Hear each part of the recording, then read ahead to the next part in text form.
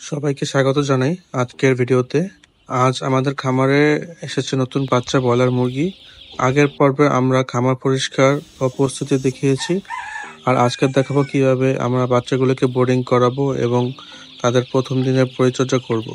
চলুন শুরু করা যাক। আজ সকালে আমাদের খামারে এসে পৌঁছেছে স্বাস্থ্যকর ব্রয়লার বাচ্চা মুরগি। এই সময় খেয়াল রাখতে হবে যাতে পরিবহনের সময় কোনো ধরনের আঘাত বা ক্ষতি না হয়। পানির সঙ্গে প্রয়োজনীয় ভিটামিন ও গ্লুকোজ ওষুধ মিশিয়ে দেই যাতে তাদের প্রতিরোধ ক্ষমতা বাড়ে। সেই স্বাস্থ্যসম্মত আমরা লক্ষ্য রাখি প্রতিনিয়ত। বাচ্চার প্রথম দিন থেকেই খাদ্য ও পানির সরবরাহ নিশ্চিত করতে হবে সব সময়, যাতে বাচ্চাদের কোনো প্রকার কোনো অসুখ বা কোনো সমস্যা না হয়।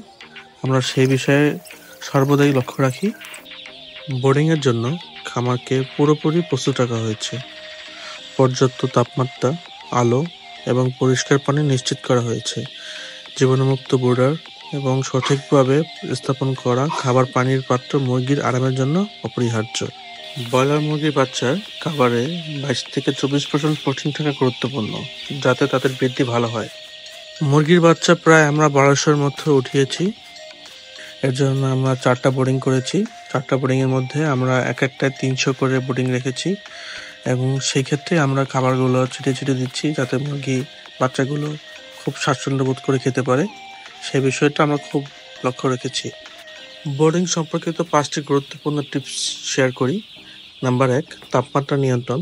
প্রথম 7 দিন তাপমাত্রা 32 থেকে 35 ডিগ্রি সেলসিয়াস রাখা খুবই জরুরি এবং প্রতি সপ্তাহে তাপমাত্রা 2 থেকে 3 ডিগ্রি সেলসিয়াস করে ধীরে ধীরে কমাতে হবে ও তাপমাত্রা খামারের সব জায়গায় সমানভাবে আছে কিনা খেয়াল রাখতে হবে। নাম্বার 2, আলো ও বায়ু প্রবাহ।